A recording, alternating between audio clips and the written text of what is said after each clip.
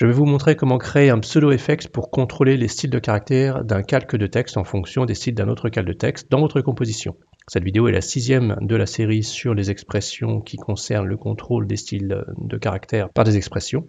Donc n'hésitez pas à consulter les autres vidéos, j'ai fait une liste qui les regroupe toutes. On va parler des pseudo-effects pour créer un système de contrôle sur un calque de texte qui nous permettra de récupérer, grâce aux expressions qu'on a vues, les différents réglages de style au niveau de votre calque de texte. Donc j'ai un calque sur lequel je veux récupérer des informations et là j'ai deux calques de référence. Donc sur ce calque ici, il y a le pseudo-effects. On sélectionne le calque sur lequel on veut récupérer des informations et on coche ici ce qu'on veut récupérer. Est-ce qu'on veut la source du texte? Est-ce qu'on veut la couleur? Voilà, donc tout ça est réglable ici sur les expressions qu'on a vues dans d'autres vidéos. Donc ce qui est nouveau maintenant, c'est qu'on va utiliser un système de contrôle beaucoup plus pratique qui est le pseudo-effects, donc beaucoup plus pratique que les options pour expression par défaut d'After Effects. Quand on utilise les options pour expression d'After Effects, ça ressemblerait à ça. C'est-à-dire qu'il me faudrait un paramètre calque et 16 paramètres cases. Là, on peut régler ça dans un seul effet avec tous les systèmes de contrôle. Donc ça se produit depuis une extension qu'on installe dans After Effects, qui est Pseudo Effects Maker, dans lequel vous avez tous les systèmes que vous avez dans les options pour expression, mais à l'intérieur d'un seul effet global. Et ça permet de renommer. Vous pouvez nommer exactement tous les éléments comme vous voulez. Vous pouvez créer même des groupes, vous pouvez rajouter du texte, vous pouvez redéplacer les éléments s'ils ne sont pas au bon endroit. Voilà, c'est extrêmement flexible.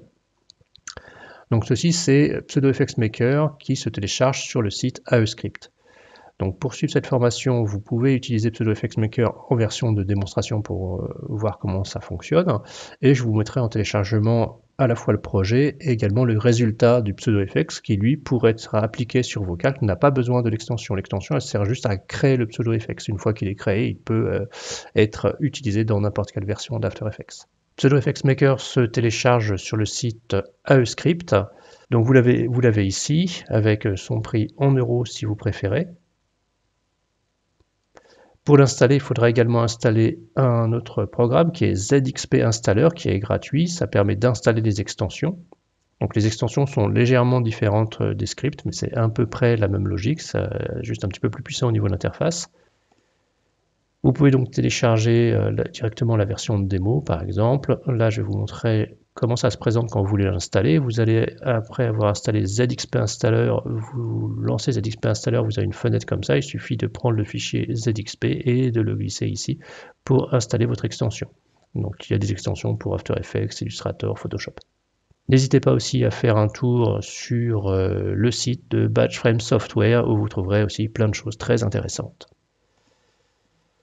Donc le projet en téléchargement, il est constitué comme ça, il a 3 compositions. La première composition, donc c'est la référence, ce que l'on va faire, dans lequel donc il y a le pseudo effects sur le calque numéro 3 ici avec tous les réglages. Je vous ai mis une composition au cas où vous voulez le faire sans utiliser Pseudo Effects Maker, donc en utilisant toutes les options pour expression. Donc ça, je vous montrerai pas, je vous mets le projet, mais je ne vais pas refaire une vidéo sur ce thème-là. Donc vous voyez que c'est vraiment moins clair et moins fonctionnel en fait à regarder tout ça, parce que c'est une série d'options pour expression. Vous pouvez juste renommer le nom des options pour expression, mais pas les paramètres. Alors que quand on est ici, on a vraiment quelque chose qui est beaucoup plus fonctionnel. Donc une fois qu'on aura fait ce système-là, on pourra le sauver en paramètres prédéfinis, comme ça on pourra après le garder dans sa librairie de paramètres prédéfinis pour le réappliquer dans une autre composition, et de cette façon pouvoir le mettre sur un calque et contrôler le style des caractères de ce calque en fonction des styles de caractères d'un autre calque de la composition. Donc c'est parti, je pars dans ma composition à faire. Donc il y a juste mes calques de texte, il n'y a pas les expressions, il n'y a pas le pseudo effects, on va recommencer depuis le début. Donc je sélectionne mon calque sur lequel je veux créer ce système, qui une fois qu'il sera créé, il ne sera pas à refaire ensuite. Une fois qu'il est fait, il suffit de l'enregistrer et comme ça on pourra l'appliquer et l'utiliser quand on aura besoin. Donc si on voulait utiliser des options pour expression, on partirait d'ici avec un paramètre calque et 16 paramètres cases. Là je vais vous montrer avec le Pseudo Effects Maker. Donc je vais dans le menu fenêtre. Une fois que vous avez installé votre extension Pseudo Effects Maker grâce au ZXP Installer, vous trouverez votre extension dans le menu extension et vous pouvez ouvrir votre extension. Mais avant de faire ça, je vais déjà aller créer le départ de mon expression ici pour récupérer tous les paramètres que je peux contrôler grâce aux expressions qui contrôlent les styles de caractères. Donc j'affiche dans mon calque ici la source de texte. Je fais Alt-clic sur le chrono pour créer une expression. Et je vais aller dans le menu Langage pour expression, dans Text, Properties, et je vais déjà récupérer tout ce qui commence par 7. Ça me permettra de pouvoir donner des noms qui correspondent aux expressions au niveau des réglages que je vais mettre grâce au pseudo-fx. Donc là, c'est une phase où je vais un petit peu passer la vidéo en accéléré parce qu'il faut que j'aille dans ce menu à chaque fois pour récupérer tout ce qui commence par 7. Donc c'est une ligne sur 2 et il y en a 16. Donc c'est parti.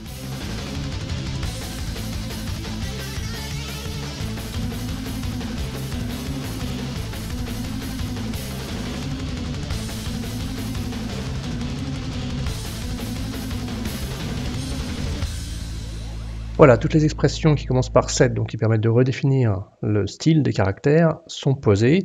Donc ça va me permettre de récupérer les noms directement plutôt que d'essayer d'inventer des noms. Donc je vais retourner ici dans mon extension pour trouver mon pseudo-fx maker. Donc il me faut au départ un paramètre, donc s'il correspond à un paramètre calque dans les options pour expression, ici c'est layer. Donc ça me permettra de cibler le calque de texte de référence. Et ensuite il me faut ces 16 opérations à la suite pour pouvoir les valider grâce à une boîte à cocher. Donc c'est qui correspond à un paramètre case. Donc tout ça, je vais le personnaliser dans pseudo-fx maker. Je vais changer le nom ici et je vais lui donner un nom qui, voilà, qui sera le nom de mon pseudo-fx. En dessous, ça sera mon calque de référence, donc c'est ça que je devrais cibler pour savoir sur quel calque de texte je veux récupérer les informations de mise en forme, de style. Je vais appeler ça source. Donc on peut renommer directement ici, on peut aussi renommer dans cette partie-là où on a différents réglages au niveau du réglage en question. Voilà, donc maintenant je vais prendre toutes les checkbox ici et il faut que je prenne des noms. Alors plutôt que d'inventer des noms, je vais reprendre les expressions correspondantes, comme ça ce sera un petit peu plus facile pour faire l'expression et à vous après d'améliorer la présentation du pseudo-fx puisque voilà, comme je vous ai montré, vous pouvez créer des groupes, etc. Donc là, on aura à nouveau une partie un petit peu répétitive que je vais accélérer, c'est aller choper les noms des expressions et les coller là-haut. Alors comme je vais faire plein d'allers-retours et que là, l'erreur d'expression va me déranger un tout petit peu, je vais l'enlever, je la remettrai après. Donc je vais dans les édictions préférences ou After Effects préférences si vous êtes sur Mac, et c'est module de script et expression. Donc là, vous avez la gestion de l'aperçu ici de votre code, vous avez plein de réglages possibles. Par exemple, je peux enlever les erreurs. Voilà, comme ça, je peux retourner et sortir de champ sans avoir cette ligne rouge qui pourrait me déranger quand je vais copier. Donc c'est parti, go, donc prêt pour une accélération. Donc je chope le nom ici et je le copie là-haut et je fais ça 16 fois.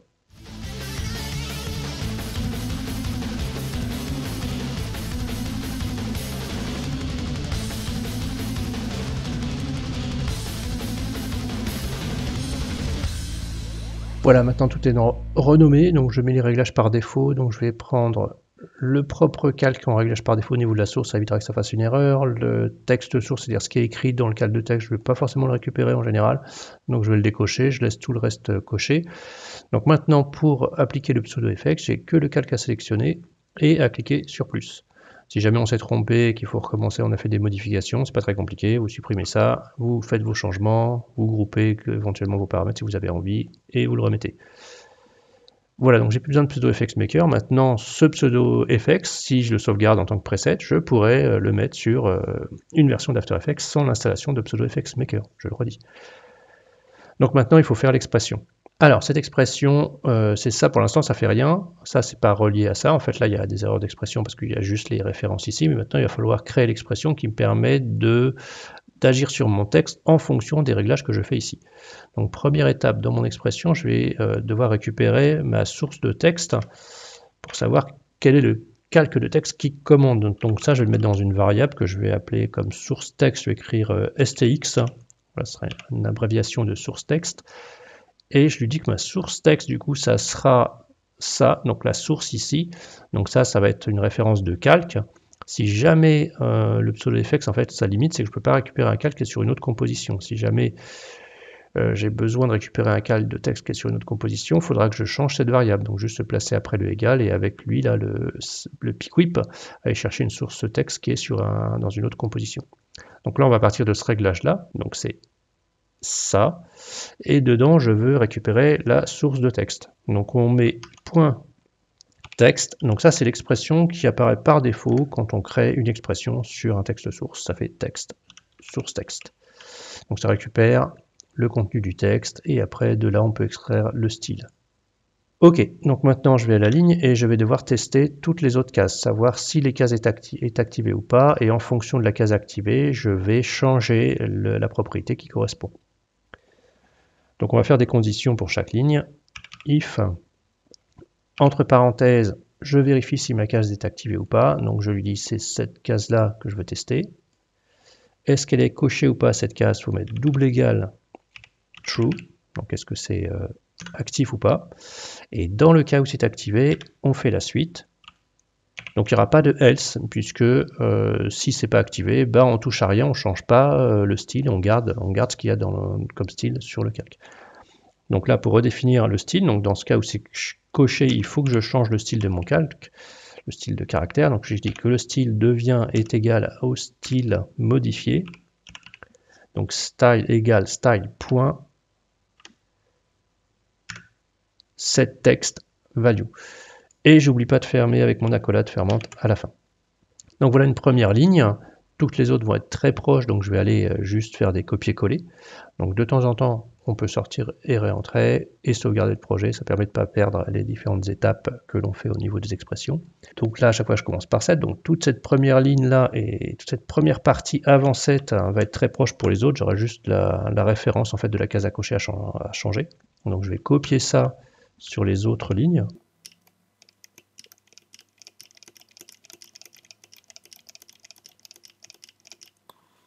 Je vais tout de suite mettre mes accolades, parce que c'est un truc à les oublier. Donc je ferme toutes les lignes.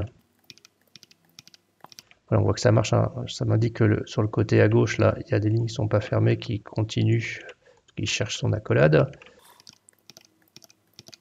Voilà, une fois que j'ai fait ça, hop, je ressors un petit peu histoire de sauvegarder. Donc maintenant, il faut que je modifie chaque ligne pour qu'elle fasse bien référence à la bonne case.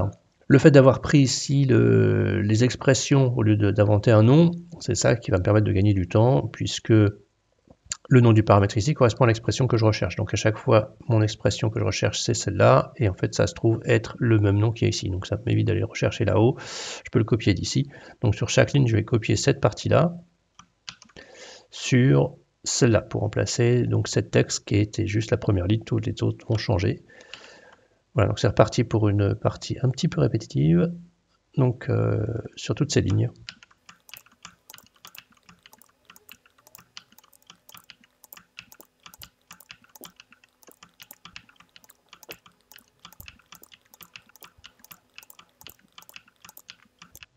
Et paf, donc voilà, tout ça c'est recopié, donc j'ai chaque fois la référence de la case qui correspond, je vérifie si elle est activée, si elle est activée, je change grâce aux expressions qui commencent par 7, donc la partie du style qui m'intéresse. Donc maintenant il faut que je change tout ce qu'il y a dans value, il faut que je dise qu'est-ce qui se passe, comment je redéfinis en fait ce paramètre. Si cette texte est activé, ça veut dire que je veux récupérer ma source de texte. Donc le value dans cette texte, ça va être ma source de texte que j'ai mis dans une variable ici, stx. Donc je tape stx qui est la variable que j'ai utilisée pour ma source de texte. Pour les autres, il va falloir que je récupère une partie du style de ma source de texte. Donc là, c'est la taille de ma police. Donc on récupère le style de ma source de texte, donc de stx. Donc je mets stx.style. Et là, il faut que je trouve l'expression qui permet non pas de récupérer, mais de définir.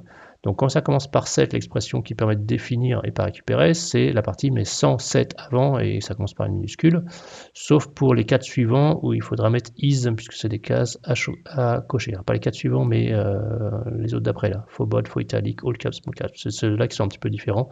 Mais sinon, tous les autres, il suffit de regarder qu'est-ce qu'il y a après 7, par quoi ça commence. Donc c'est écrit font size, donc si on écrit font size, on va trouver directement cette partie-là, donc sans majuscule pour la première lettre. Voilà, donc là je redéfinis ma taille de police en fonction de la taille de police de ma référence. Donc on voit à nouveau, on va essayer de gagner du temps sur le value ici. À chaque fois, ça va commencer par ça. Ça va commencer par stx.style. Donc tout ça, je vais le sélectionner, le copier et aller remplacer tous les values par ça. Déjà, ça me gagnera un petit peu de temps. Je n'aurai pas à le remettre à la main.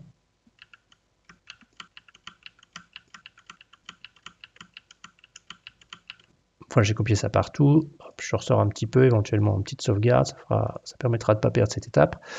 Donc maintenant, après cette partie-là, donc après le point et avant la parenthèse, à chaque fois, il faut que je récupère donc, ce que je suis en train de redéfinir. Donc là, c'est la fonte. Là, ça va être donc les particularités que je vous ai dit qui correspondent aux cases que vous avez en bas de votre panneau caractère. Comme c'est une case à cocher, il faut mettre is avant. Donc il y a set faux bold, on le redéfinit avec, en fonction donc de notre référence, avec is faux bold. Donc avec le remplissage automatique et les flèches de direction, voilà, ça peut aller relativement vite.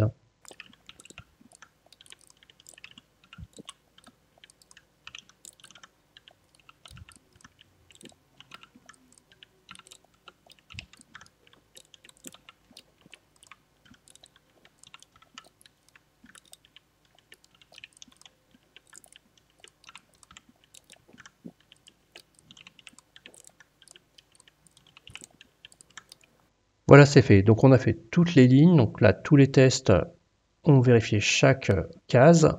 Si la case est cochée, ça modifie le style.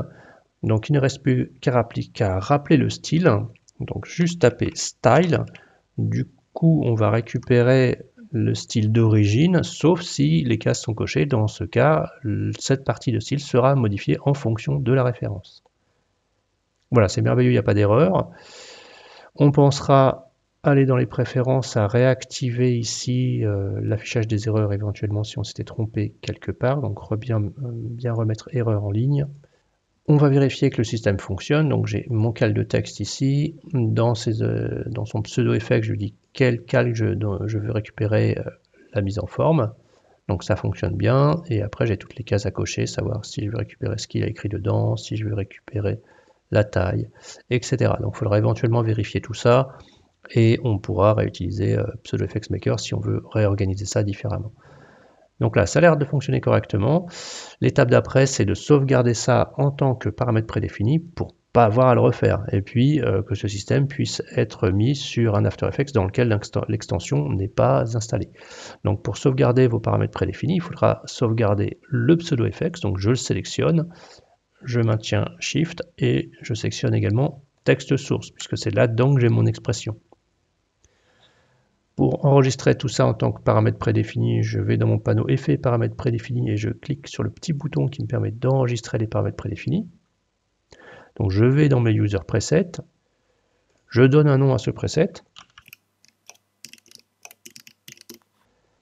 et je l'enregistre.